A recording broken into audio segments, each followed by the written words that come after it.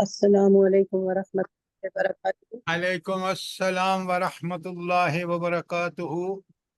الحمد للہ رب العالمین، الصلاۃ والسلام علی رسولہ النبی الکریم وعلی آلہ واصحابہ اجمعین۔ الحمد للہ الذی ہدانا لہذا وما كنا لنهتدی لولا ان ہدانا اللہ۔ رب اشرح لی صدری ویسر لی امری واحلل عقدۃ من لسانی یفقہوا قولی، آمین یا رب العالمین۔ ہم نے سورہ نحل شروع کر رکھی ہے، اور ایک چیز جو ہم کلیئرلی، کیونکہ ہم سب قرآن کے طالب علم ہیں، اور جو چیز ہمیں کلیئرلی سمجھنی چاہیے کہ قرآن پڑھنے، قرآن کو سمجھنے اور قرآن پر عمل کرنے کے لیے قرآن کی تلاوت کیوں ضروری ہے۔ اس بات کو اچھی طرح سمجھیے کہ نبی کریم صلی اللہ علیہ وآلہ وسلم اللہ کے حبیب خلیل اللہ محمد رسول اللہ کی ابراہیم خلیل اللہ کی دعا کا نتیجہ ہے۔ آپ نے جو دعا مانگی ہے وہ قرآن میں کہاں پر ہے؟ حضرت ابراہیم نے دعا مانگی ہے، قرآن میں کس نمبر پر، آیت کہاں پر ہے؟ بقرہ 129۔ شاباش، بقرہ 129۔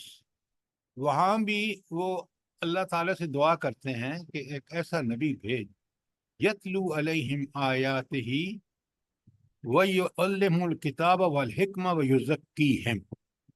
تو یزکی آخر میں آتا ہے کہ ایسا نبی بھیج جو ان پر اللہ کی آیات تلاوت کرے اور ان کو کتاب و سنت کی تعلیم دے، اور ان کا حکمت کی تعلیم دے، اور ان کا تزکیہ کرے۔ یہ آرڈر ہے۔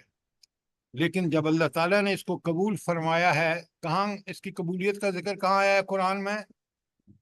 سر 150۔ یہ آپ لکھ لیں مہربانی کر کے۔ تو وہاں جو ہے وہ ترتیب جب اللہ تعالیٰ نے قبول فرمایا ہے نا، تو اللہ تعالیٰ نے فرمایا ہے کہ یتلو علیہم آیات ہی نمبر 1 و یزکیہم، تو تزکیہ دوسرے نمبر پہ آ گیا، وہاں چوتھے نمبر پر تھا جو دعا مانگی خلیل اللہ نے، اور پھر فرمایا یعلمہم الکتاب والحکمہ تیسرے اور چوتھے نمبر۔ سب سے پہلے تو مجھے یہ بتائیں کہ یہ ترتیب قبولیت میں اللہ تعالیٰ نے کیوں بدل دی ہے؟ جلدی بتائیں۔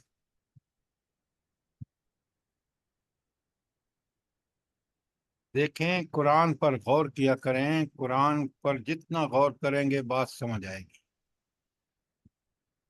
جب مجھے جب کلیئر نہیں ہوا تو میں نے ڈھیر ساری تفاسیر دیکھ لی اس پوائنٹ پر، اور پھر بات مجھے بڑی کلیئر ہو گئی۔ اللہ تعالیٰ نے اس کا شرح صدر فرما دیا۔ سنیں، بڑے غور سے سنیں، سمجھیں، سوال کریں۔ یہ آیت پھر آئی ہے سورہ آل عمران کی 164، جہاں اللہ تعالیٰ فرماتے ہیں کہ میں نے تم پر بڑا احسان کیا۔ وہ احسان کیا ہے؟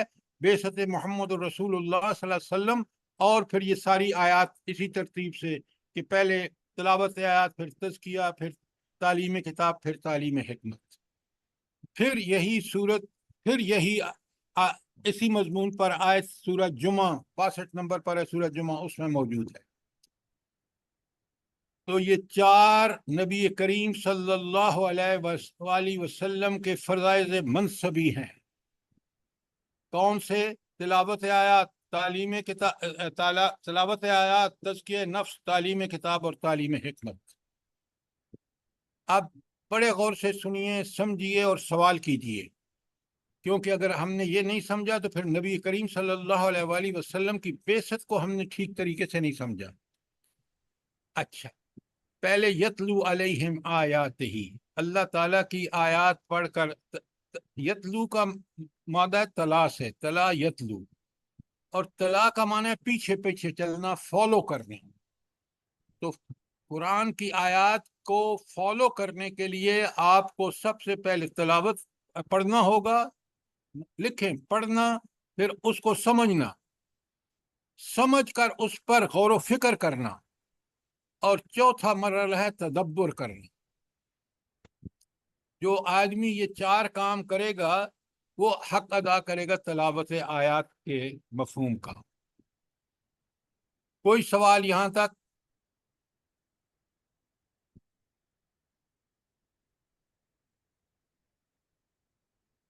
सवाल का जब नंबर जब तलावत याद का गौर फिक्र करेगा तो फिर अमल भी वैसे ही होंगे, फिर और ज्यादा हक अदा हो जाएगा इंशाल्लाह। नहीं, इतनी बात आप समझ गए हैं? जो जी बात, सर, जज़ाकल्लाह। अच्छा अब मुझे बताएं कि बाज़ दफ़ा जब आप ये कहते हैं कि जब फलां चीज़ का इफ्तिताह हो रहा है तो फलां साहब तलावत आयात करेंगे, तो वहाँ तलावत का माना सिर्फ पढ़ना होता है। अब बात अच्छी तरह समझिए, लेकिन नबी करीम सल्लल्लाहु अलैहि वसल्लम ने जब भी सहाबा और साबियात को कुरान की तालीम दी है तो वो अरबी ज़बान उनकी अपनी ज़बान थी। अल्लाह ताला के रसूल सल्लल्लाहु अलैहि वसल्लम ने पढ़ के समझा के उस पर अमल करके दिखाया है। ये है सही तलावत आयात का मतलब। अच्छा, जब हम तलावत आयात इस तरह करते हैं तो उसका नतीजा क्या होता है? जल्दी बताएं, डॉक्टर साहब आप बताएं जरा। जी सर, सिर्फ तिलावत ही होती है, इसके अलावा कोई ना समझना होता है ना कुछ। नहीं, तो मैंने असल में जब जो तिलावत तलावत का मफहूम है, प्लीज, जो तलावत का मफहूम मैंने बताया है, पढ़ना, पढ़ के समझना, समझने के बाद गौर व फिक्र करना, फिर उस पर तदब्बर करना। जी सर इसी तरह से है, लेकिन सिर्फ तिलावत करना और लोगों को सुना इन देना, उससे 4 कोई चीजों मकसद के नहीं होता। बाद अगर ये 4 चीजें हम करेंगे उसका नतीजा क्या है? सर हमारा उसका तज़किया हो नतीजा जाएगा। ये होगा। जी किस सर, चीज का तज़किया तज़किया हो होगा। जाएगा?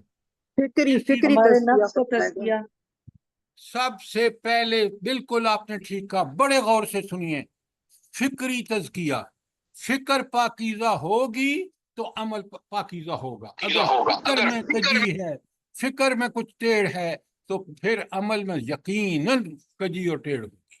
ये बात समझें, अल्लाह ताला की हिकमत को समझें कि अल्लाह ताला ने कहा कि तिलावत से आयत जो सबसे पहला काम करेगी वो तुम्हारा फिक्री तज़किया करेगी। जब वो तुम्हारा फिक्री तज़किया होगा तो तुम फौरन जो भी अमल करोगे वो तज़किये की बुनियाद पर। अगर ये नहीं समझा तो फिर हमने समझा क्या है? तो इसलिए अल्लाह ताला ने जब कबूलियत फरमाई, हज़रत इब्राहीम अलैहिस्सलाम की दुआ की, तो फरमाया यतलू अलैहिम आयात ही व युज़क्कीहिम। ये है तज़किया तिलावत आयत के बाद का मफहूम। पढ़ेगा, समझेगा, गौर व फिक्र करेगा, तदब्बर करेगा। अब आपने अभी तक मुझसे सवाल नहीं किया, तदब्बर क्या होता है बताएं मुझे। देखो ना, एक गौर व फिक्र है, एक तदब्बर है, दोनों में फर्क क्या है?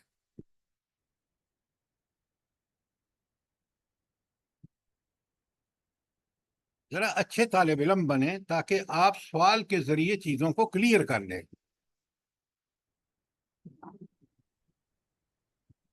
अच्छा, पढ़ के समझना। आप जरा एक एक पॉइंट को चले, जब तक पढ़ेंगे नहीं तो हमें कुछ समझ नहीं आएगा कि इस कुरान में क्या है। तो ठीक पढ़ेंगे, पढ़ के उन सारे लफ्जी मफहूम भी, जो आयत के टुकड़ों का मफहूम जैसे आप सुनते हैं, वो जब समझेंगे तो फिर आपको पता चलेगा कि आयत के अंदर है क्या। आप, ये कलाम रब्बानी है, अल्लाह ताला का कलाम है, इसके बड़े पहलू हैं। उन पहलुओं के समझने के लिए क्या करना पड़ेगा? तदब्बुर। गौर व फिक्र, गौर व फिक्र पहले।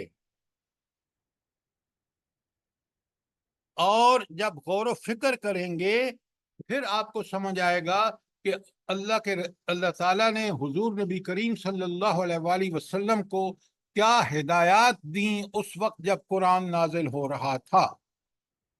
ये है गौर व फिक्र का नतीजा, कि हमें वो सारे पहलू समझने में मदद मिलेगी जितना गौर व फिक्र करेंगे कि अल्लाह ताला ने हुजूर नबी करीम सल्लल्लाहु अलैहि वसल्लम पर जब वो आयत नाजिल फरमाई तो उस वक्त उसमें क्या रहनुमाई थी खुद नबी करीम सल्लल्लाहु अलैहि वसल्लम के लिए।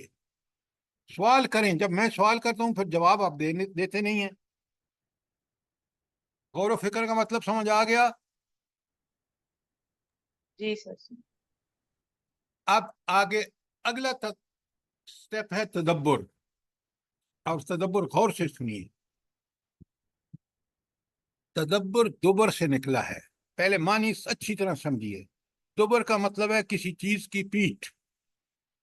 تو تدبر کا مطلب ہے اتنا غور و فکر کرنا کہ اس کا اگلا پچھلا سب کچھ آپ کو سمجھ آ جائے. اور نہ صرف سمجھ آئے بلکہ تدبر کے نتیجے میں آپ آج کے موجودہ حالات میں اس چیز سے کس طرح آپ نے ہدایت اخذ کرنی ہے، کس طرح رہنمائی لینی ہے. یہ تدبر آپ جب کریں گے تو پھر پتہ چلے گا. خالد صاحب، یہ تدبر کا معنی سمجھ آیا کہ نہیں آپ کو؟ سمجھ آ گیا، سمجھ آ گیا سر. جزاک اللہ. آواز نہیں آ رہی. سمجھ آ گیا سر. جزاک اللہ. نوٹ بھی کر لیا، لکھ لیا. اچھا، جزاک اللہ. اب آپ نے دیکھا کہ پڑھنا کس کے لیے؟ سمجھنے کے لیے. اور سمجھنے کے بعد غور و فکر کرنا تاکہ اس کے مختلف پہلو ہمیں سمجھ آ جائے. اس سے اگلی سٹیج تدبر ہے. اور تدبر کا معنی یہ ہے کہ اس کو اس حد تک غور و فکر کرنا کہ اس وقت نبی کریم صلی اللہ علیہ وآلہ وسلم کو یہ رہنمائی دی گئی اور آج کے ان حالات میں میرے لیے کہاں سے رہنمائی ملے گی. یہ ہے یتلو علیہم آیاتی. پہلے ایکسپلین کیا. اور یزکیہم، تزکیہ کس طرح ہوتا ہے؟ جب انسان کا ذہن بالکل کھل جاتا ہے، شرح صدر جس کو کہتے ہیں. اس سینہ جب مسئلہ آپ کے سامنے آتا ہے، آپ کا دل و دماغ اس کے بارے میں پوری طرح کلیئر ہوتا ہے.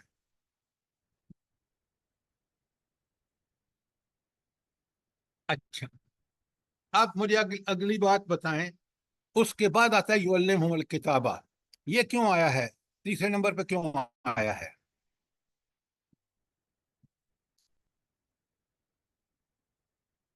دیکھیں، اللہ رب العالمین نے آپ کو ذوق دیا ہے، شوق دیا ہے. اس کا شکر ادا کریں. اور اس کے شکر کا ٹھیک طریقہ یہ ہے کہ ہم اس قرآن کو پوری طرح سمجھیں. سر کتابہ کا مطلب یہ ہے کہ جو احکامات دیے گئے ہیں پھر ان پہ ٹھیک طریقے سے عمل کیا جائے غور و فکر کے نتیجے میں. خیر صاحبہ، میں نے سوال کیا ہے کہ یہ آیا کیوں ہے یہاں پہ؟ یعلمہم الکتابہ تیسرے نمبر پہ کیوں آیا ہے؟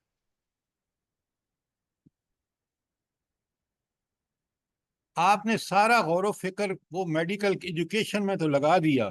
یہاں آپ اس کو بڑا ایزی سمجھ کے پڑھ لیتے ہیں ثواب کے لیے.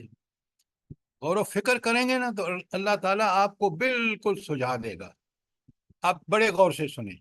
آپ کا کوئی سوال ہو یتلو علیہم آیات پر، آپ کا کوئی سوال ہو یزکیہم. اب تیسرا بات، اب جب سنیں بڑے غور سے، آپ نے تلاوت آیات کی، سمجھ لیا، پوری طرح غور و فکر تدبر کر لیا، تو آپ کا فکر کا تزکیہ ہو گیا. اب یہ انسان جس نے یہ دو کام کر لیے ہیں، تلاوت کلام آیات کا حق ادا کر دیا، نمبر دو اس نے اچھی طرح بات کو، اپنی فکر کو ٹھیک کر لیا، اس کے بعد فوراً اس آدمی کو حکم چاہیے. میں اللہ نے کیا حکم دیا ہے؟ اگر کیوں اب وہ اس کی ارج ہے، اس کے اندر یہ تڑپ ہے کہ میں اب جو مجھے پتہ چل گیا ہے کہ تلاوت آیات کا مفہوم یہ ہے، تزکیہ یہ ہے، اب میں عمل کیسے کروں؟ بالکل بات ٹھیک ہے نہیں؟ جی سر بالکل ٹھیک. اچھا، اب بڑے غور سے سنیے. اللہ تعالیٰ نے بہترین بندوبست کیا. پہلے کتاب دے دی. اس کتاب میں کیا ہے؟ نیک سارے جو اعمال ہیں نا. تلاوت آیات. پلیز پلیز پہلے میری بات سنیں، اپنے اس فکر کو ٹھیک کریں. اللہ تعالیٰ نے اس کے لیے کتب علیکم الصیام، تم پر روزہ فرض کر دیا گیا. کتب علیکم القتال، تم پر قتال فرض کر دیا گیا. تو یہ یہاں وہ جو احکامات ہیں وہ فرائض میں سے ہیں، احکامات ہیں، اور ان پر عمل ٹھیک ٹھیک کرنا یہ تقاضا ہے۔ پہلے یتلو علیہم آیاتک کی کہ آیات کو تو اچھی طرح اس نے سمجھا، اب اس کا تزکیہ ہو گیا فکر کا، اب اس کو احکامات چاہیے، اس لیے تیسرے نمبر پر احکامات آئے ہیں۔ وَيُعَلِّمُهُمُ الْكِتَابَ، اور ان کو احکامات کی تعلیم دیتا ہے۔ کوئی سوال اب یعلمہ الکتاب پہ کوئی سوال ہو، بات سمجھ آ گئی آپ کو؟ سر ایک وضاحت چاہتا ہوں جی بالکل، کہ بتائیں۔ یہ تو آپ نے کہا ہے غور و فکر کر کے پھر اس کے بعد تدبر کر کے جب اس نے یہ سب مراحل طے کر لیے پھر آگے یہ یعلمہ الکتاب۔ اب مسئلہ یہ ہے کہ غور و فکر اور جب تدبر یہ کر لیا اس نے تو اس کو کیسے پتا ہے کہ کس کسوٹی پہ وہ پرکھے کہ میں نے صحیح نتیجے پہ نکلا ہوں، تدبر کیا ہے اور صحیح نتیجے پہ نکلا ہوں، غور و فکر کیا ہے، تاکہ پھر یہ فرقہ واریت تو ختم کرے نا۔ اگر لوگ غلط تدبر کر رہے ہیں تو ان کو بتا سکیں۔ تو کسوٹی جو ہے نا، کسوٹی اس میں کون سی ہے سر کہ ہم نے جواب صحیح میں نکالا نے ہے؟ آپ کی بات سن لی، میں اس کو آپ کے سوال کو سمرائز کر دیتا ہوں تاکہ سب سمجھیں۔ آپ نے یہ فرمایا کہ جب وہ غور و فکر اور تدبر کر رہا ہے اس نے ٹھیک سمجھا ہے، ٹھیک غور و فکر کیا ہے، ٹھیک تدبر کیا ہے یا نہیں، یہی سوال ہے نا آپ کا؟ جی جی۔ آپ بڑے غور سے سنیے، اسی کے لیے اللہ تعالیٰ نے قرآن کے ساتھ ایک نبی مبعوث فرمایا۔ اس نبی نے بڑا کلیئرلی ہمیں اس کی تشریح بھی کی، سمجھایا بھی، اور پھر عمل کر کے بھی دکھایا۔ لہٰذا اگر اس نبی کو آپ رول ماڈل سمجھ کے اس کے اسوہ حسنہ پر عمل، اس کے طریقے پر عمل کریں گے تو انشاءاللہ یہ ساری چیزیں دور ہو جائیں گی۔ یہ فرقہ واریت، یہ ہم نے اپنے علماء کو نبی کریم صلی اللہ علیہ وآلہ وسلم کے درجے پر فائز کر دیا ہے۔ یہ ہے وہ سب سے بڑا فرقہ واریت کا جو ناصور ہے، اس کی سب سے بڑی وجہ یہ ہے۔ آپ ایگری کرتے ہیں نہیں کرتے؟ ٹھیک ہے سر، مگر کوئی تسلی نہیں ہوئی ہے کہ نہیں، سب آپ کی سب تسلی لوگوں نے اس میں عمران خان بھی شامل ہیں۔ اس میں کون سب شامل ہے؟ عمران خان کو بھی لوگ اسی کا درجہ دیتے ہیں، نعوذ باللہ۔ آپ نام کسی کا مت لیں، میں نے اصول آپ کو بتا دیا ہے۔ دیکھیں، آپ اگر اس طرح نام لیں گے نا تو یہ جو اس کے مخالف ہیں، جو ان کے پاس کیا ہے؟ بس سر یہ رول ماڈل تو سارے بناتے ہیں نا، جتنے فرقے ہیں یہ سب حضور صلی اللہ علیہ وسلم کو آپ اپنا میری رول بات کو ماڈل۔ سمجھیں۔ کیا یہ جتنے فرقے ہیں یہ اپنے علماء کو نبی کا درجہ دیتے ہیں سمجھنے کے اعتبار سے؟ وہ کہتے ہیں ہمارے علماء نے یہ کہا۔ کوئی نہیں کہتا بدبخت کہ یہ نبی کریم صلی اللہ علیہ وسلم اور صحابہ اور سلف صالحین نے یہ کہا۔ بات کو سمجھیں آپ۔ ایسے ہی ہے سر جی، بالکل ایسے ہی۔ میں نے ادھر پہاڑوں میں رہ کر نا جو بندوں کا یہ سنا ہے کہ حضور صلی اللہ علیہ وسلم نے ہمارے علماء نے یہ کہا، ہمارے علماء نے یہ کہا، خطبہ بھی میں نے سنا ہے، خطبے میں بھی یہی کہہ رہے ہیں۔ سر قرآن اور سنت ہمارے سامنے ہے، اسی کو فالو کرنا چاہیے، سمپل ہو جاتا ہے سب۔ اپنے علماء کی کتابوں کا حوالہ دینے لگ جاتے ہیں۔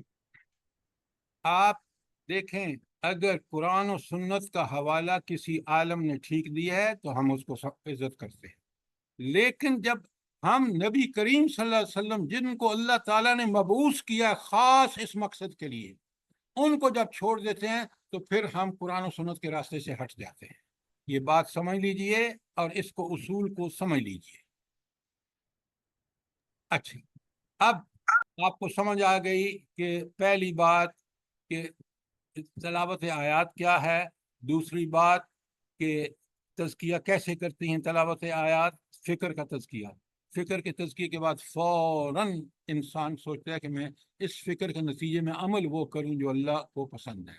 اللہ نے اس کے لیے رسول اللہ صلی اللہ علیہ وسلم کو مبعوث کر دیا جو ہمیں ان سارے اعمال کی تعلیم دیتے ہیں جو اعمال اللہ کے اور رسول صلی اللہ علیہ وسلم کے نزدیک پسندیدہ ہے۔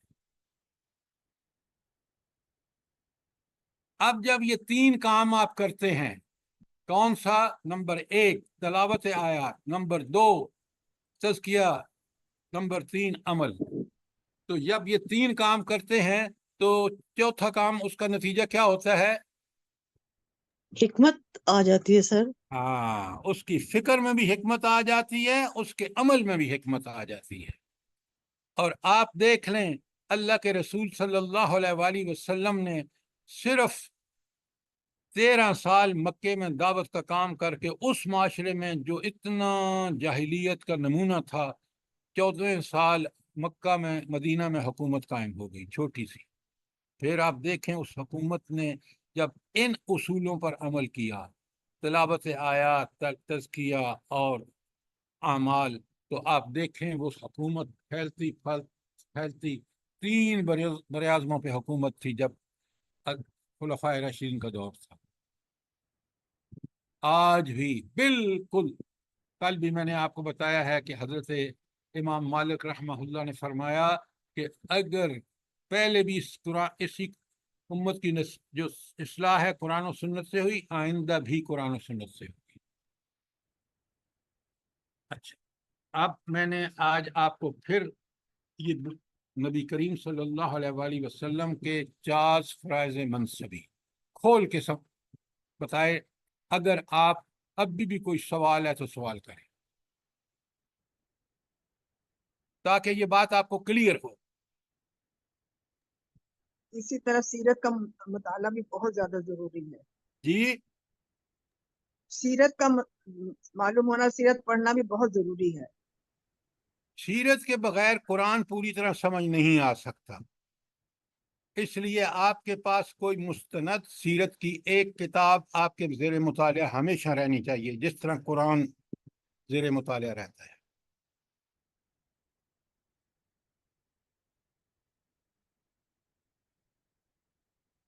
اچھا، اب اس سوال کو جو ہے بند کرتے ہیں، آپ کو سمجھ آ گیا، اور جب بھی آپ کو مسئلہ ہو تو آپ مجھے کال کر کے اس پہ ہم ڈسکس کر سکتے ہیں۔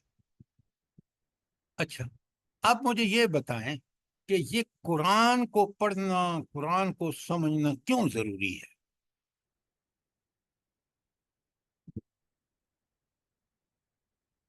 بتائیں نا کیوں ضروری؟ سر اس لیے کہ جہالت کو یہی چیزیں دور کرتی ہیں، قرآن پاک دور کرے گا۔ تلاوت اور آیات سے ہی ہمارا تزکیہ شروع ہوگا، تلاوت آیات ہی سے ہمارا جو ہے وہ عمل نبی کریم درست صلی ہوگا۔ اللہ علیہ وآلہ وسلم کے مطابق ہوگا، اور اسی تلاوت آیات کے نتیجے میں تعلیم کتاب، تزکیے کے نتیجے میں تعلیم کتاب میں کے بعد ہمیں اللہ تعالی حکمت عطا فرمائے۔ اور تو پھر اس ہم لیے اسی کے یہ مطابق زندگی گزاریں گے۔ تلاوت آیات انتہائی ضروری ہے ایک اہل ایمان کے لیے۔ اب ذرا میں آپ کو آج درس کے بعد سے شروع میں ہی بتا دیتا ہوں۔ آج ہم نے آیت 33 شروع کر دی ہے۔ 33 سے پہلے آیت 19 تا 32 کا مضمون جو ہے وہ ہے مشرکین۔ 33 نہیں، ہم نے 43 شروع کرنی ہے۔ 43 شروع کرنی ہے، چلیں جی جو بھی شروع کرنی ہے وہیں سے شروع کریں گے۔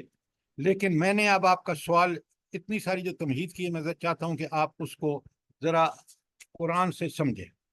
اچھا، پہلے میں آپ کے سامنے، چلیں 43 ہے تو میں 33 سے 40 تک جو آیات ہیں ان کا آیت بائی آیت آپ کے سامنے خلاصہ، بالکل خلاصہ، شارٹ۔ اچھا، آیت 32 میں اللہ تعالیٰ نے جو ہے وہ ہمیں جس بات کی ہدایت فرمائی ہے وہ ہے، بڑے غور سے سنیے۔ موت کے وقت متقین کے ساتھ فرشتے کیا معاملہ کریں گے، اور اس کی بڑی تفصیل سے بات بیان ہوئی ہے۔ اور اللہ تعالیٰ اہل ایمان کو کامیابی کی بشارت دیتے ہیں. یہ آیت 33 سے آگے تک کا مضمون ہے. پھر 33-34 میں اللہ تعالیٰ فرماتے ہیں کہ تاریخ سے سبق لو.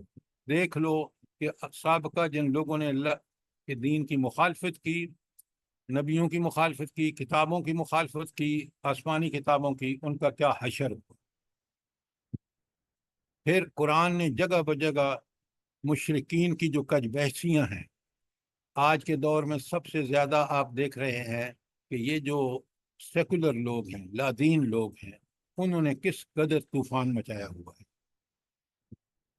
اور آیت نمبر 36 میں بڑا زبردست پیغام ہے. وہ کیا ہے؟ کہ ایک اللہ کی بندگی کرو اور طاغوت کی بندگی سے بچو.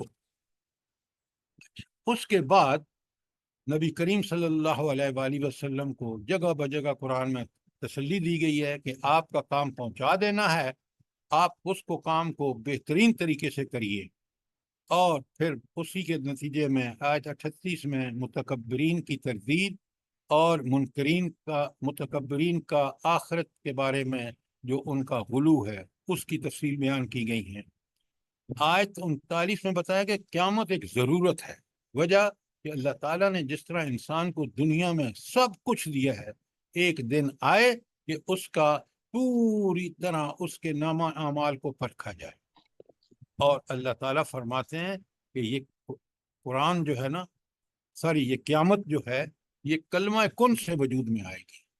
اتنا بڑا جو حساب و کتاب ہوگا، جنت اور دوزخ ہوگی، ایک اللہ تعالیٰ کلمہ کن فرمائیں گے، وہ سب وجود میں آ جائے گا. چلیں اب یہاں تک مجھے یہ بتائیں کہ یہ آیات اور ان میں یہ مضامین بیان ہوئے ہیں، ہم نے کل ان کو سمجھا ہے.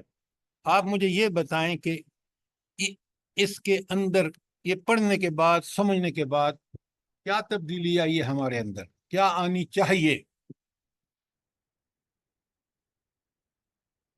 یہ اگر ہم قرآن کے سیریس طالب علم ہیں تو یہ بات ہمیں بالکل کہ جو آیتیں ہم نے پڑھی ہیں اس میں کیا مضمون ہوا ہے اور اس کا ہمارے دل و دماغ پر کیا اثر ہوا ہے.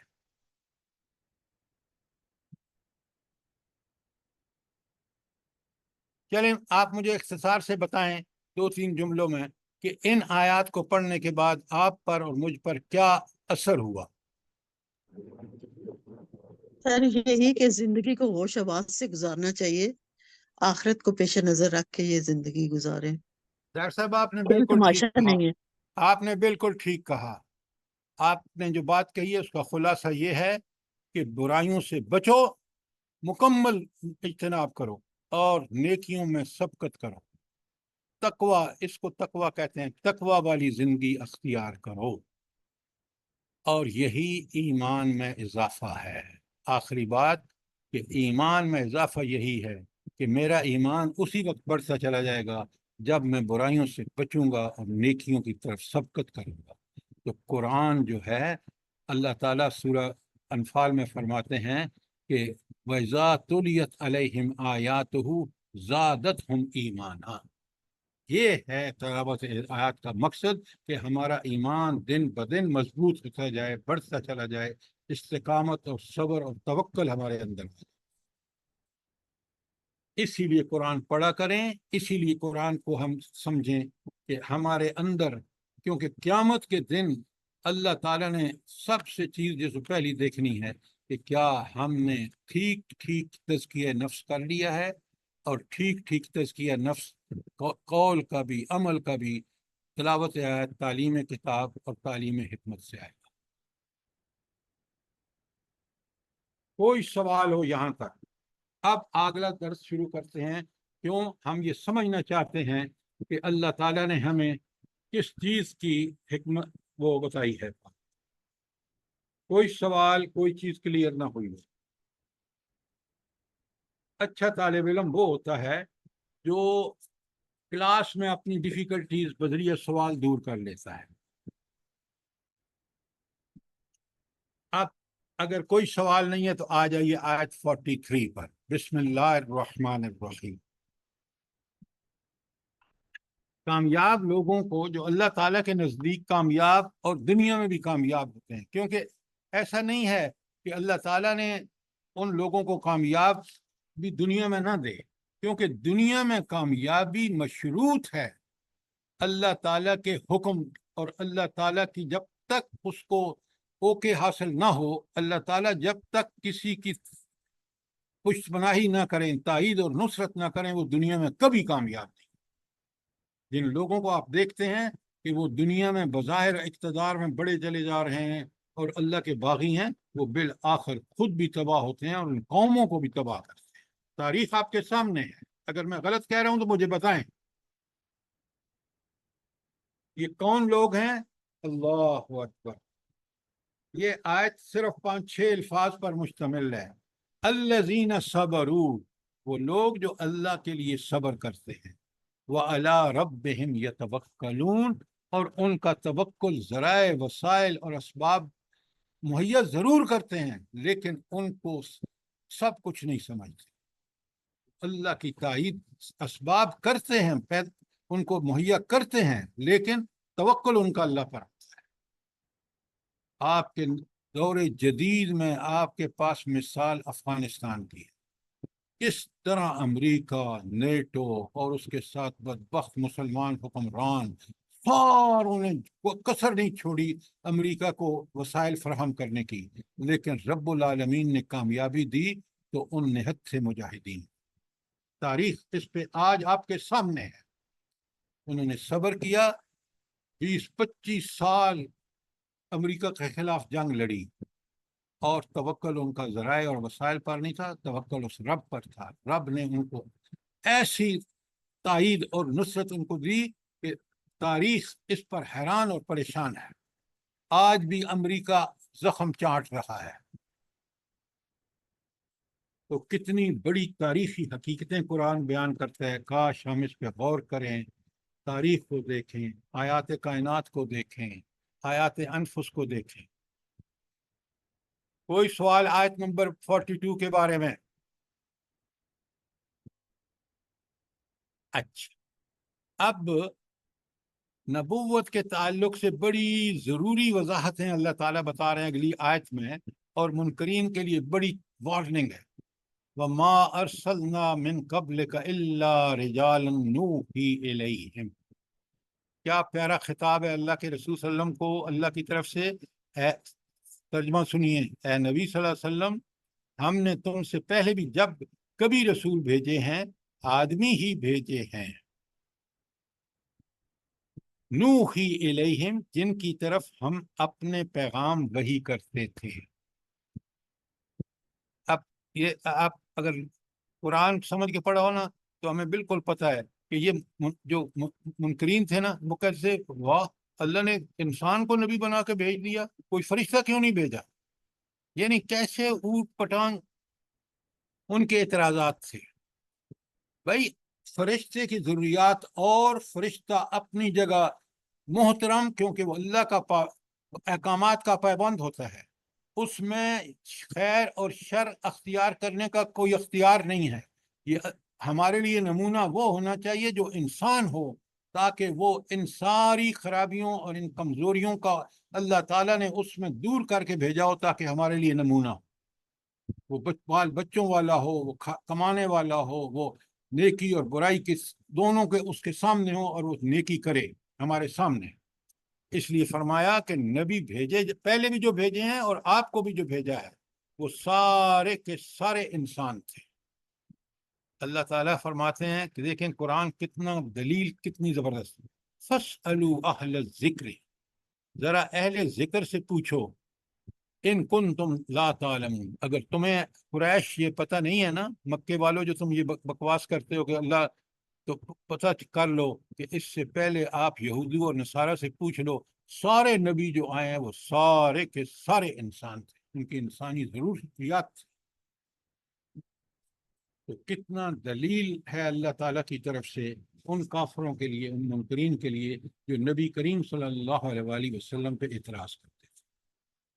اللہ نے بتا بھی دیا کہ میں نے انبیاء کو کیوں مبعوث فرمایا، اس لیے کہ میں نے لوگوں کی جو ضرورت تھی، اصلی ضرورت کہ وہ زندگی کیسے گزاریں، اس کی ساری تفصیلات ان کو بتا دیں، اور یہی میرا وتیرہ رہا ہے ڈے ون سے کہ میں نے انسان اور مردوں کو نبی بنا کے بھیجا۔ تاریخ آپ دیکھ لیں اور حقانیت قرآن کی دیکھ لیں ہر پہلو سے۔ آیت 43 پر کوئی سوال؟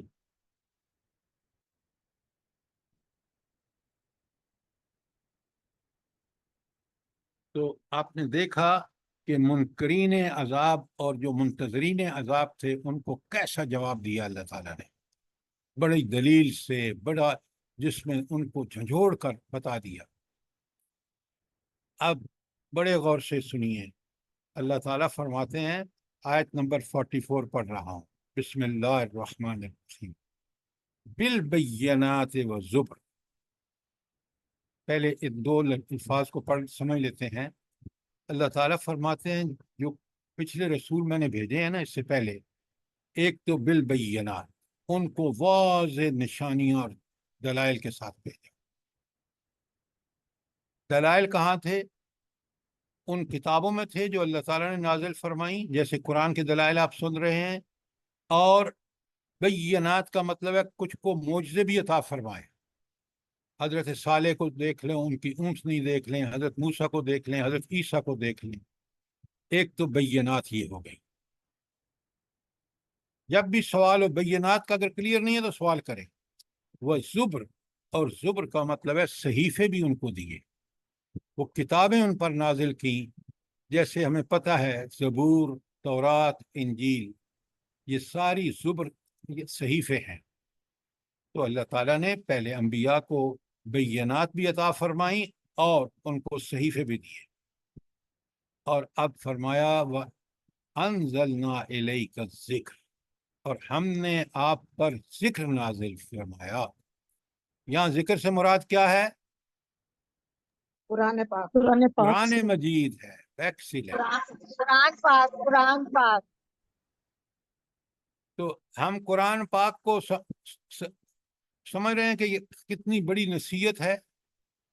اچھا، کیوں نازل کیا؟ آگے وجہ بتا دی، لِتُبَيِّنَ لِلنَّاسِ، کہ آپ لوگوں پر کھول کھول کے بیان کر دیں، ما نزل الیہم، جو کچھ ان پر نازل کیا گیا ہے، اس قرآن کے مدرجات، اس قرآن کے اندر کیا احکامات، کیا حکمتیں، کیا تعلیمات اور کیا واقعات ہیں، وہ نبی کریم صلی اللہ علیہ وآلہ وسلم کھول کھول کے لوگوں کو بتا دیں۔ آگے غور سے سنیے، اور آپ سوال آ رہا ہے آپ کے پاس، وَلَعَلَّهُمْ يَتَفَكَّرُونَ، تاکہ وہ لوگ غور و فکر کریں، تاکہ وہ لوگ خود بھی غور و فکر کریں۔ اب مجھے بتائیں کہ اس آیت کے اینڈ پہ یہ کیوں آیا ہے؟ وَلَعَلَّهُمْ يَتَفَكَّرُونَ کیوں آیا ہے؟ سر قرآن پاک کا مقصد ہی یہی ہے کہ اس پہ غور و فکر کیا جائے، تدبر کیا نہیں جائے، ڈاکٹر پھر صاحب، سمجھ آئے۔ بات نہیں۔ جب غور و فکر کریں گے تو کیا آپ نتیجہ کیا نکالیں گے؟ بات کو سمجھیں پلیز، پلیز سنیں غور سے۔ لعلہم یتفکرون کا مطلب ہے کہ جب وہ غور و فکر کریں گے تو یہ قرآن ان کو، اس کی تھیوری ہو، اس کا پریکٹیکل ہو، اس کے پر ایمان ہو، اس پر عمل ہو، اس کی واقعات ہوں، اس کی تعلیمات ہوں، وہ ایبسولوٹلی ٹروتھ ہیں، وہ حق ہیں، برحق ہیں۔ یہ لعلہم یتفکرون کا نتیجہ آئے گا کہ ان کو پتہ چلے گا کہ اگر حق ہے تو اس قرآن میں ہے، اس سے باہر کوئی حق نہیں ہے، اگر اس کے مطابق کوئی چیز ہے تو وہ حق ہے۔ یہ تفکرون کا یہ نتیجہ برآمد لازمی ہو کے رہے گا۔ آج کو اسی طرح ہوا میں اڑا دیں ہم کہ یہ سمجھ کے کہ یہ تفکرون بس نہیں، جو فکر کریں گے، جو غور و فکر کریں گے، اس کی تعلیمات ہوں، ہدایات ہوں، اس کے واقعات ہوں، اس کے اندر جو رہنمائی ہے وہ بے مثال ہے۔ یہ ہے غور و فکر کا نتیجہ، یہ ہے لعلہم یتفکرون۔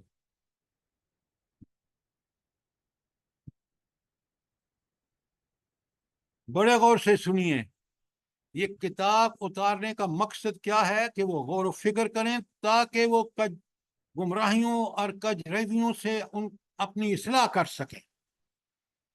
یہ برحق ہے، اس حق پہ عمل کر کے ہی وہ گمراہیاں اپنے اندر سے دور کر سکتے ہیں، کجرویوں کا علاج کر سکتے ہیں، اصلاح کر سکتے ہیں۔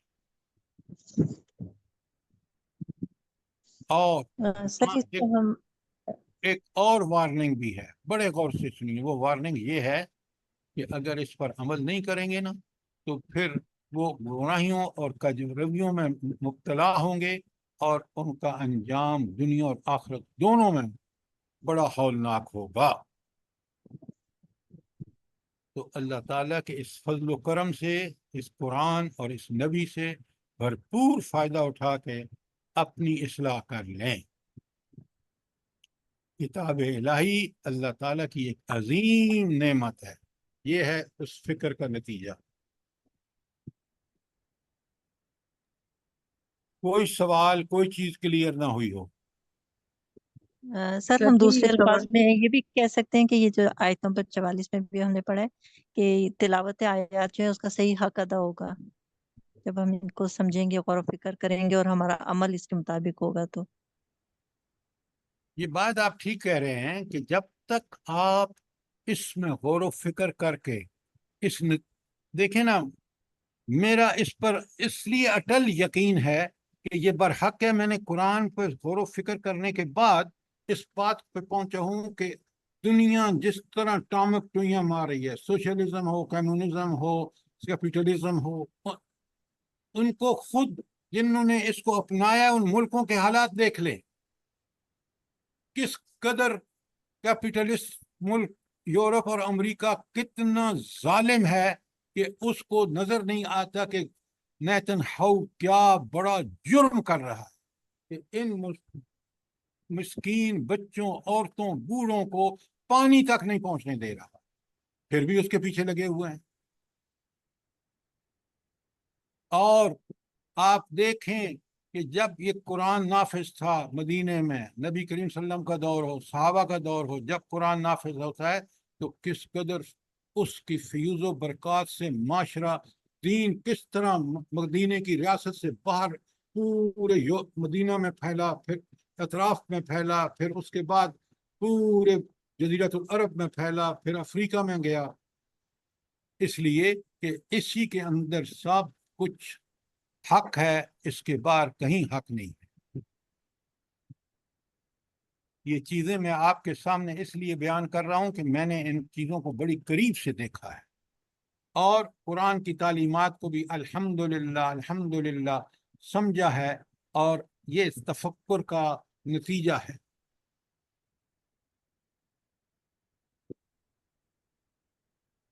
دیکھیں کتنی بڑی اللہ تعالی حقائق بیان کر کے ہمارے ذہن کو بالکل، فکر کو پاکیزہ بنا کر نیک عمل کی طرف ہمیں رہنمائی فرما رہے ہیں۔ کاش ہم اس کا پہ غور و فکر کریں۔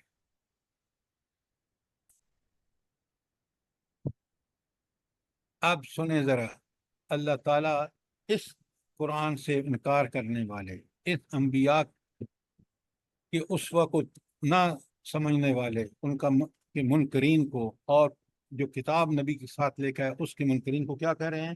افآمن الذین مکروا السیئات، پھر کیا وہ لوگ جو بدترین چالیں چل رہے ہیں، بدترین چالیں چل رہے کا مطلب کیا ہے؟ اس نبی کے خلاف، اس پیغام کے خلاف جو اللہ تعالیٰ نے بھیجا ہے، اس کے خلاف وہ بڑی تدبیریں اور بڑی پلاننگ سے۔ کبھی آپ غور کریں آپ کے ملک میں کس طرح قوم عمل لوط کو مشروط کر دیا جاتا ہے آپ کے ایڈ گیونگ کے حوالے سے، کہ آپ کو مدد دیں گے لیکن آپ ان چیزوں پر کوئی وہ نہیں کریں گے، مخالفت۔ عورت مارچ کے نام پر کس قدر بے حیائی پھیلائی جا رہی ہے۔ حکومتیں نام و نہاد جو طاغوت کی پرستار حکومتیں ہیں، وہ کس طرح ان چیزوں سے صرف نظر کر رہی ہیں، کس طرح ان کو پروموٹ کیا جا رہا ہے الیکٹرانک میڈیا پر، پرنٹ میڈیا پر۔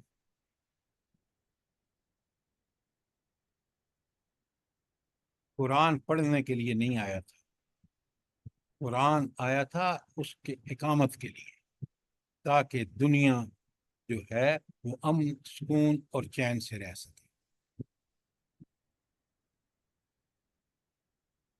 تو اللہ فرماتے ہیں سورہ 45 میں دیکھیں، اب بڑا اللہ تعالیٰ تعجب کریں، افامن الذین مکروا السیئات، پھر بلا وہ لوگ جو انبیاء کی مخالفت کر رہے تھے وہ بدترین چالیں چل رہے ہیں، اب انجام کیا ہو؟ ان یخسف اللہ بہم الارض، وہ اس بات سے بے خوف ہو گئے کہ اللہ تعالیٰ ان کو زمین میں دھنسا دے۔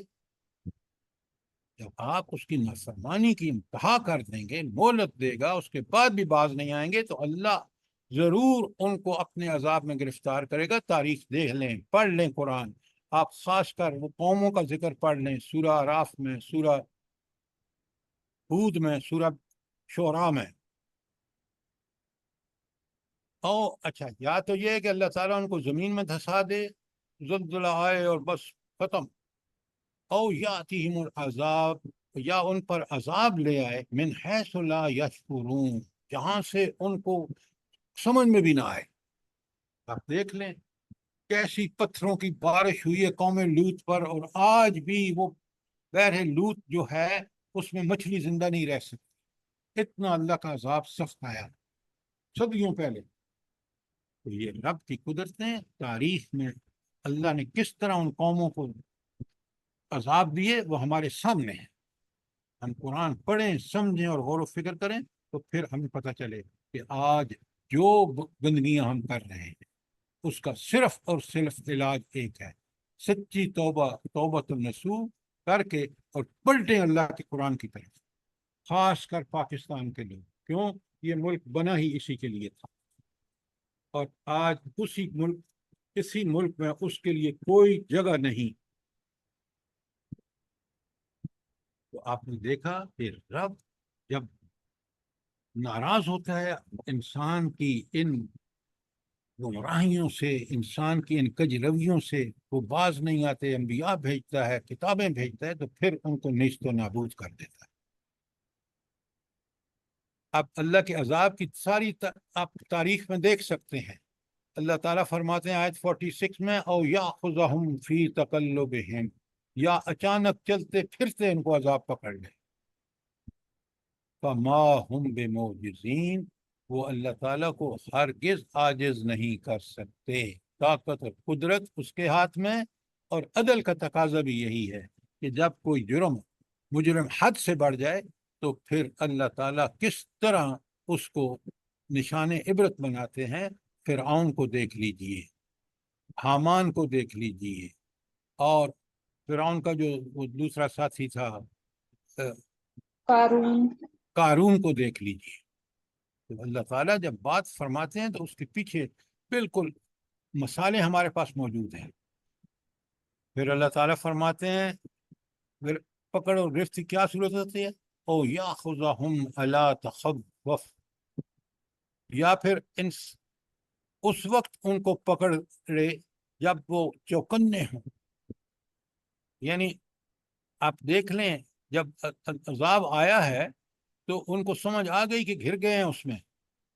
فَإِنَّ رَبَّكُمْ لَرَعُوفٌ الرَّحِيمٌ، بے شک آپ کا رب لرعوف، بہت مہربان، رحیم اور رحم کرنے والا ہے۔ اچھا، یہ آخر میں کیوں آیا ہے کہ تمہارا رب بہت مہربان اور رحم کرنے والا ہے، حالانکہ بات عذاب کی ہو رہی ہے؟ یہ کیوں آیا ہے؟ توبہ کی توفیق دیتا ہے، گناہ کر کے ہے نا تو توبہ کی توفیق دیتا ہے، تو توبہ کر کے اپنی اصلاح کر لو نا تو پھر اللہ غفور الرحیم اور رحم کرنے والا۔ بالکل آپ نے ٹھیک کہا، ان قوموں کو کہا جا رہا ہے کہ دیکھو جس کجروی، جس گمراہی، جس بدبختی میں تم گرفتار ہو، اس سے بچنے کا اس رب کو اگر تم چاہتے ہو تو تمہارے ساتھ مہربانی، انتہائی مہربانی اور رحمت کا معاملہ کرے، تو پھر توبہ کر کے اس انبیاء کی بات کو مان۔ اچھا، اب اللہ تعالیٰ اگلی جو آیت ہے نا اس کو سمجھنے کے لیے بڑا ضروری ہے کہ اللہ تعالیٰ یہاں ایک اپنی ایک تکوینی دلیل دے رہا کہ ذرا اس کی قدرتیں دیکھو، تم اپنی آنکھوں سے دیکھو. اولم یرو، کیا وہ یہ نہیں دیکھتے، غور نہیں کرتے، الا ما خلق اللہ من شیء، کہ جتنی چیزیں بھی اللہ تعالیٰ نے پیدا کی ہیں ذرا دیکھیں. کیا دیکھیں؟ یتفیع ظلالہ عن یمین والشمائل، کہ ان کا سایہ اللہ کے حضور سجدہ کرتے ہوئے دائیں اور بائیں گرتا ہے. آپ دیکھ لیں کس قدر سورج کے ساتھ آپ کا سایہ ہر آدمی دیکھ سکتا ہے. ذرا قرآن کی دلیل اور مثال کتنی لاجواب. کوئی فلسفے کی، کوئی کسی ٹیکنالوجی، کوئی میڈیکل سائنس کی ضرورت نہیں ہے. ہر آدمی سمجھ سکتا ہے کہ میرا سایہ صبح اس طرف جاتا ہے، جب سورج سر پہ آتا ہے تو بالکل گھٹ کے ختم ہو جاتا ہے، پھر دوسری طرف پڑنا شروع، اور جب رات پڑتی ہے تو یہ سایہ بالکل غائب ہو جاتا ہے. یہ کس کا نظام ہے؟ یہ بڑی تکوینی دلیل ہے. کس کی؟ توحید کی. اللہ فرماتے ہیں سجدا للہ، تو یہ سایہ جو ہے یہ اللہ کے لیے سجدہ ریز ہوتا ہے. وَهُمْ دَاخِرُونَ، اور اسی طرح سب کے سب اللہ تعالیٰ کے سامنے اظہار عجز کر رہے ہیں.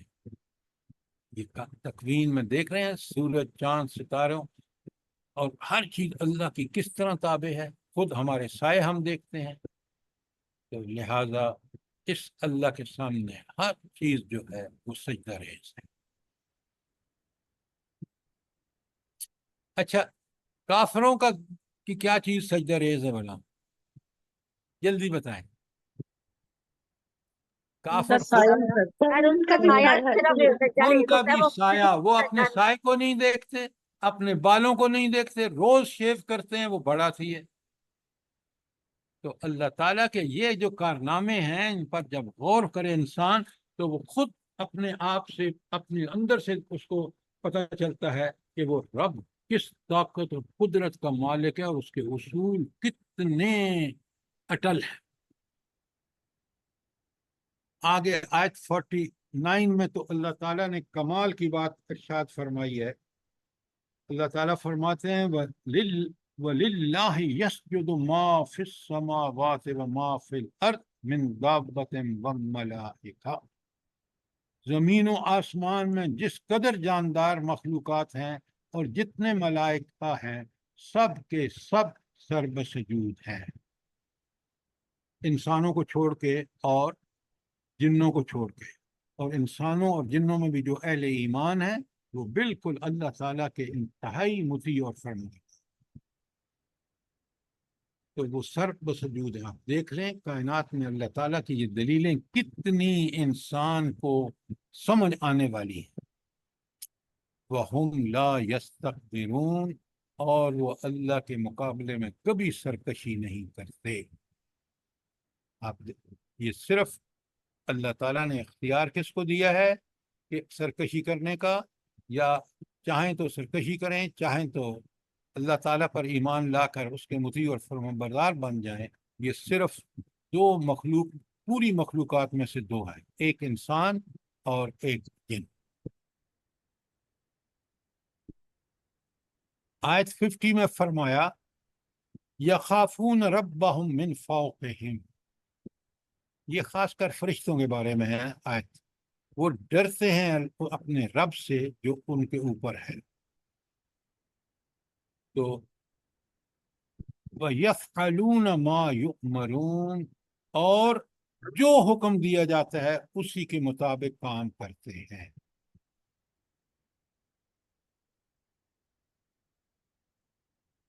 ایک بات بتائیں آپ، فرشتوں میں کوئی جذبات ہوتے ہیں؟ نہیں ہوتے سر. ہرگز نہیں. اللہ تعالیٰ کا حکم منو ان، اللہ تعالیٰ کہتے ہیں اس بستی کو تباہ کر دو، فوراً تباہ کر دیتے. کیوں؟ ان کے اندر جذبات، رحم نام کی کوئی چیز ہے ہی نہیں. اور اللہ تعالیٰ کہتے ہیں ان کو بچا لو اس حادثے سے، وہ فوراً بچا لیتے ہیں.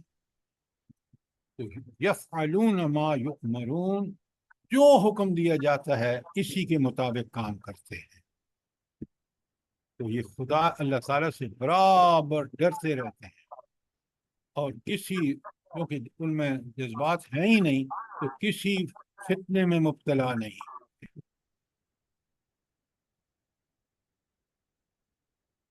اب اللہ تعالیٰ فرماتے ہیں آیت 51 میں، بڑے غور سے سنیں، وقال اللہ، اور اللہ تعالیٰ نے ارشاد فرمایا، لا تتخذوا الہین اثنین، لہذا تم کیا کرو، دو الہ مت بناؤ۔ سر جی کیوں؟ کسی کا اسپیکر کھلا ہوا ہے اور آواز میں مسئلہ ہو رہا ہے، جی کسی کا مائک کھلا ہوا ہے۔ ہاں، شاہینہ صاحبہ آپ بات کر رہی ہیں، ذرا مائک بند کریں پلیز۔ اچھا، بڑے غور سے سنیں، کیا زبردست اینڈ پہ اللہ تعالیٰ اس کے کنکلوژن کے طور پر بتا رہے ہیں، وقال اللہ، اللہ تعالیٰ نے فرمایا، لا تتخذوا الہین اثنین، کہ تم دو خدا مت بناؤ، اس لیے کہ جس کے اندر الہ کی صفات ہیں وہ صرف اللہ تعالیٰ ہے، کوئی اور نہیں ہے، لہذا کوئی اور الہ ہو ہی نہیں سکتا، اس لیے اے مشرکو دو الہ مت بناؤ، انما هو الہ واحد، بے شک وہ تنہا الہ واحد ہے، وہ ایک ہی الہ ہے جو تنہا ہے۔ اچھا، اب وہ تنہا الہ کیوں ہے بھلا؟ جلدی بتائیں، آپ کے پاس کیا دلیل ہے؟ پھر ساری صفات صرف اسی کے پاس ہے اور کسی کے پاس یہ نہیں۔ علم، ہر چیز کا علم، ہر چیز پر قدرت، ہر چیز حکمت کے ساتھ ڈیل کرنا، اتنا اختیار ہونے کے باوجود تو یہ اللہ ہی کی الہ ہونے کی صفت جو ہے وہ کافی ہے۔ یہ مائک بند کر رہے ہیں، مائک بند نہیں ہوا ابھی تک۔ یہ سر جی کسی کے مائک کی بھی وجہ سے بہت ڈسٹربنس ہو رہی ہے۔ بلائے مہربانی ذرا سب لوگوں کی سنیں نا بات، آپ اپنے مائک کو بند کریں۔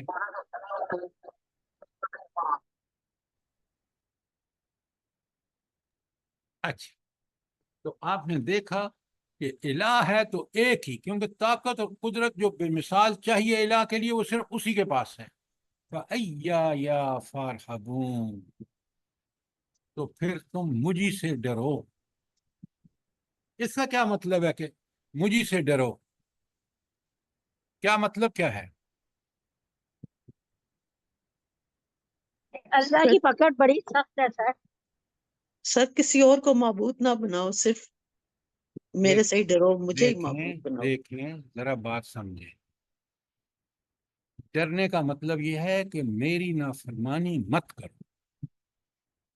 بات کو سمجھیں کہ اوپر جو بات آ رہی ہے کہ تم فرما بردار بن جاؤ، زمین و آسمان کی ہر چیز فرما بردار ہے۔ مجھ سے ڈرو کا مطلب یہ ہے کہ اللہ ڈرنے کی چیز نہیں ہے، اللہ محبت کرنے کی چیز ہے۔ یہاں ڈرنے سے مراد یہ ہے کہ ان چیزوں کا انکار مت کرو جو میں نے انبیاء بھیجے، جو کتابیں بھیجی ہیں، اس معاملے میں مجھ سے ڈرو کہ پھر میرے عذاب کے تم مستحق ہو گئے۔ پتہ نہیں آپ کنکلوژن جب نکالتے ہیں نا، اتنا کمزور کنکلوژن ہوتا ہے کہ وہ آپ کے ایمان کو پختہ نہیں کرتا۔ اللہ سے ڈرنے کا مطلب یہ ہے کہ اللہ کی نافرمانی سے بچو، اس کے ڈر سے بچو، کیوں؟ وہ تمہیں اللہ کے عذاب دنیا میں اور آخرت دونوں میں مستحق کر سکتے۔ یہ ہے اللہ سے ڈرنے کا مطلب۔ سر ہم نے جواب دہ بھی ہونا ہے نا، اس لیے بھی تو ہمیں اللہ تعالیٰ سے ہر بات ریکارڈ ہو رہی ہے ہماری اللہ کے پاس، تو ہم نے تو جواب دہ بھی تو ہونا ہے نا اپنے اعمال کے لیے۔ تو ڈرنے کا مطلب ہی تو یہی ہے، وہاں اسی لیے کا اللہ سے خوف ہمیں کا ڈرنا مطلب ہے۔ کیا ہے کہ جی اس دنیا میں نیک اعمال وہی کرو، برے اعمال سے بچو۔ جی سر۔ آیت 52، وَلَهُ مَا فِي السَّمَاوَاتِ وَالْأَرْضِ،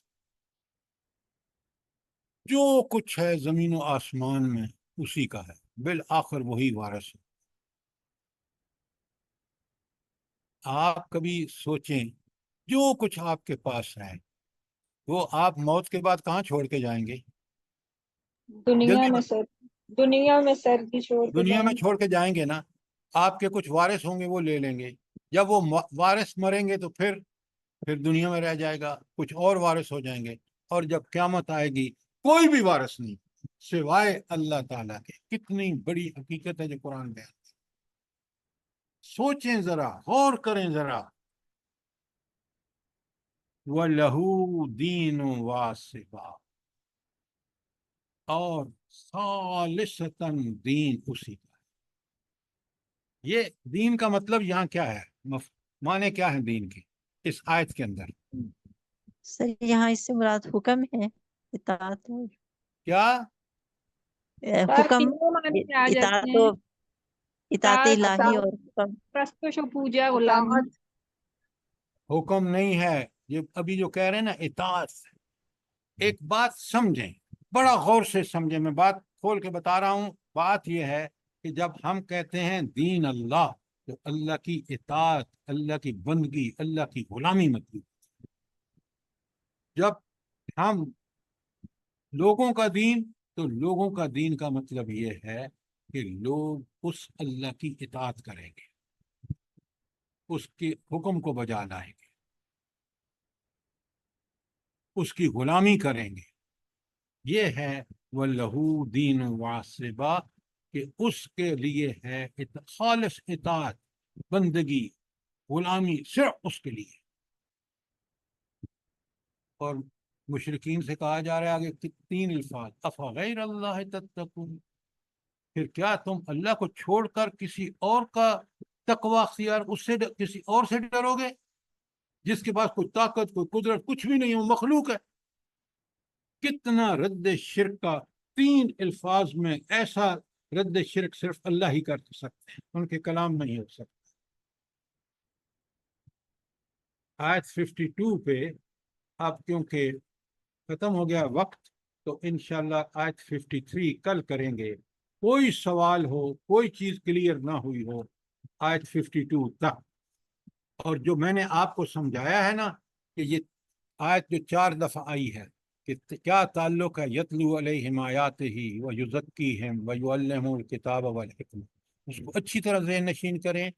अगर कोई चीज़ क्लियर नहीं है तो कल फिर सवाल करें, और फिर कुरान को पढ़ना, समझना, गौर व फिक्र करना, किस तरह हमारे ईमान में इजाफा होता है, ये रोज़ आप देख रहे हैं, हर आयत पे आप देख रहे हैं। सर जी ये 4 जगह कहाँ कहाँ है, जरा दोबारा लिखवा दें। हाँ लिखें। पहले दुआ है हजरत इब्राहीम अलैहिस्सलाम खलीलुल्लाह की, आयत में बकरा की आयत 129,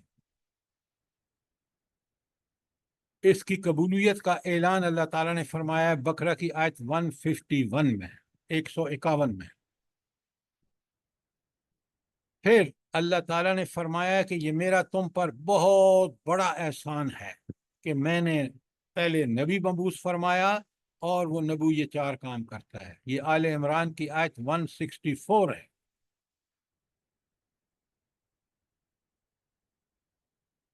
फिर अल्लाह ताला की जो सिफात हैं, उस सिफात के नतीजे में ये कुरान नाजिल हुआ, जिसके अंदर ये 4 मनसबी जिम्मेदारियां हैं। ये सूरह जुमा की आयत नंबर 2 है।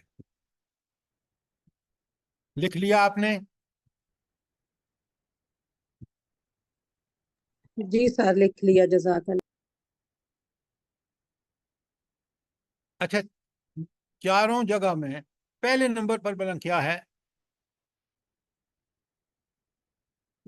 जल्दी बताएं। तिलावत आयात। आयातिही, क्या हम तलावत आयत का हक अदा करते हैं? मैं आपको तलावत आयत किस तरह, तलावत आयत किस तरह करनी चाहिए, वो मैं अभी आयत भेज देता हूँ आपको, और कल इंशाल्लाह उसका थोड़ा सा मैं खुलासा बयान करूँ, ताकि मुझे और आपको बड़ा क्लियर हो कि आयत, तलावत आयत से मुराद कुरान का क्या है। ठीक हो गया? जी सर जी ठीक जी सर जी, जज़ाकल्लाह। रब्बना तकब्बल मिन्ना इन्नका अंतस समीउल अलीम व तुब अलैना इन्नका अंतत तव्वाबुर रहीम। जज़ाकल्लाह खैर सर। अल्लाह जज़ाकल्लाह। पाक आपको भी सेहत तंदुरुस्ती के साथ और हम लोग जो आपसे जुड़े हुए हैं सबको हदायत के रास्ते पे चलने की तौफीक। आमीन आमीन सुम्मा आमीन। हम लोगों के औलादों को भी, तमाम दुनिया के मुसलमानों को सर। जज़ाकल्लाह जज़ाकल्लाह, बहुत अच्छी दुआ। आमीन सुम्मा आमीन।